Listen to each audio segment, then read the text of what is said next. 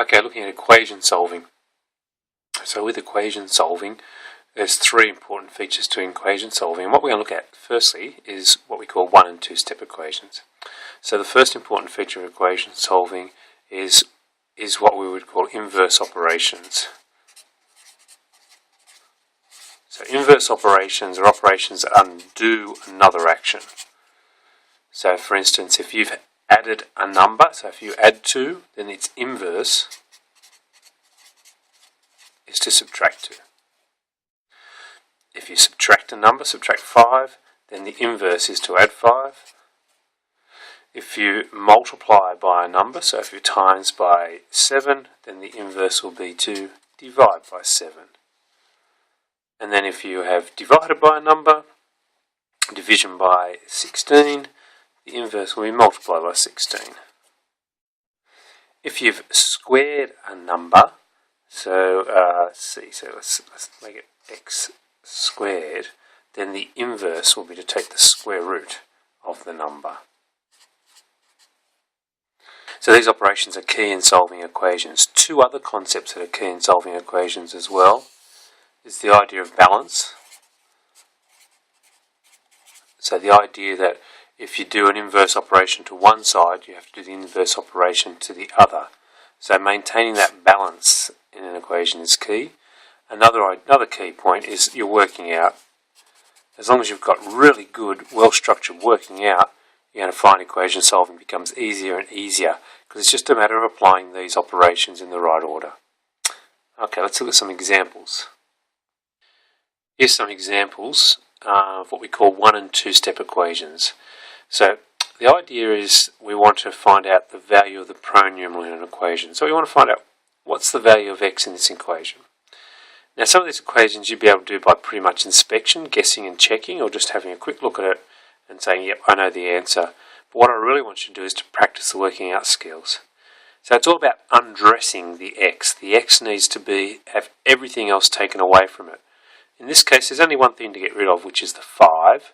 So I've got this x, fraction in algebra, remember means divided by, well done.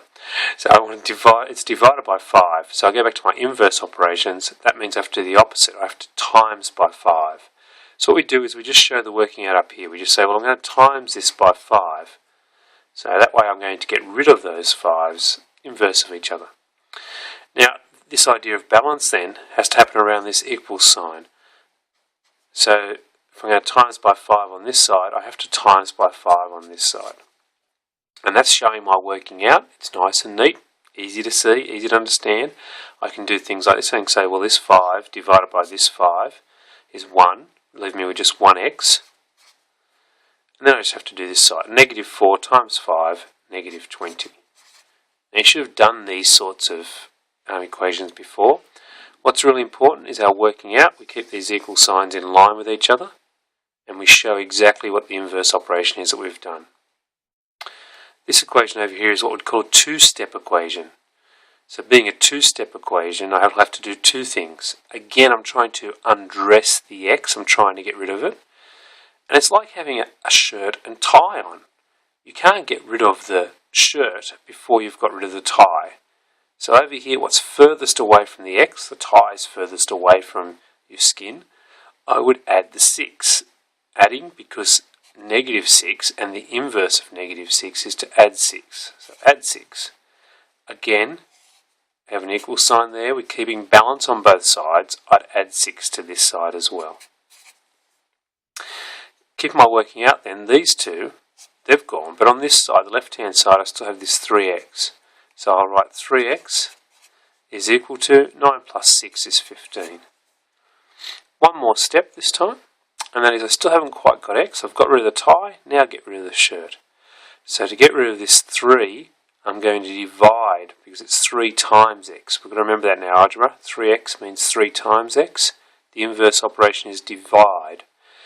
In algebra, when I divide, I actually do it as a fraction. So I go, it's divided by 3. Divided by 3. And that will give me 3's cancelling, keeping my equal sign in the line. X still left on this side is equal to 5. 15 divided by 3 is 5. Okay, so let's move down here and have a look at this question down here, this example down here. Same thing, two things near the x to get rid of. The furthest away from x is this minus 8. And remember, the sign goes with whatever's on its right. So negative 8 minus 5x. So it's this negative 8 that I want to get rid of first. So the inverse of negative is to add 8. So I'll write a little plus 8 underneath. Over on this side, there's my equal sign. So I'm going to keep my equal signs in line. I'm going to do the same over here. I'm going to go plus 8. So I'm going to get negative 5x.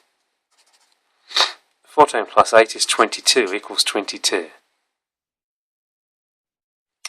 Now again, I'm back into just one thing to remove, and that's this negative 5. It's really important you think, how is this negative 5 connected to the x? And we know negative 5 in front of x means negative 5 times x. Inverse operation of times is divided by.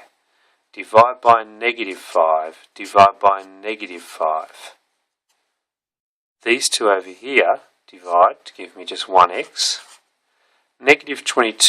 Positive 22 on negative 5, positive divided by negative equals a negative.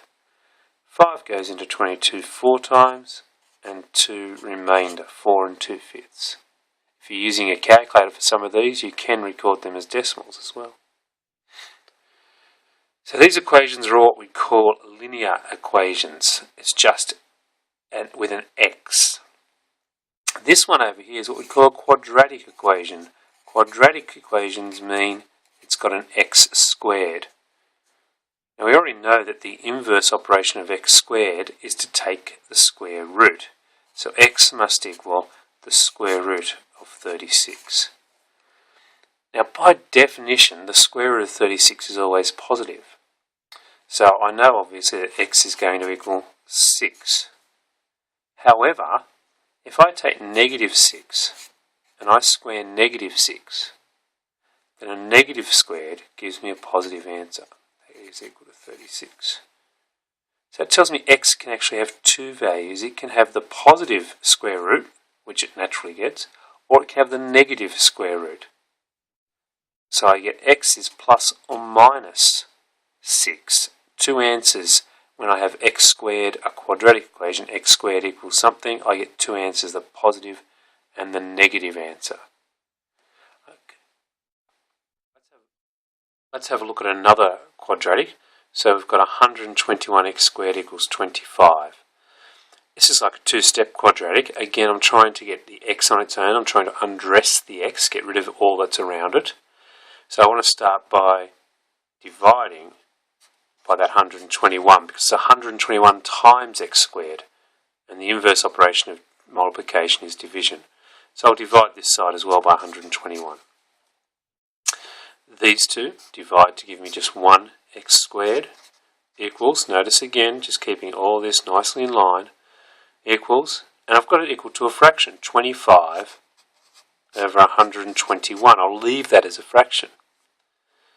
So again, I'm not going to freak out about a fraction. I'm just going to ignore it. I'm just going to say x must be equal to, and the inverse of squared is the square root, 25 over 121.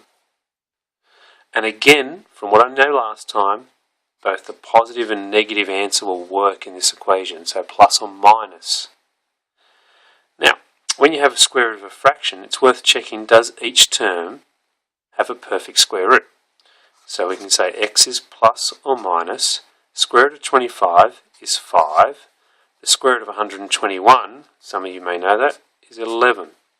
So x is equal to plus or minus 5/11, a nice fraction.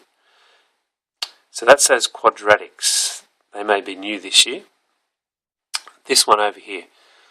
Here's an example that's already been worked out. Negative 8y minus 6 equals 14. I want you to have a look at that working out there. I want you to look through and see if you agree with all that working out. If you don't agree with that working out, I want you to say where any mistakes are. And your homework now in your books is to redo this equation and to see where the mistakes were and see if you get the same answer as them. Okay, good luck.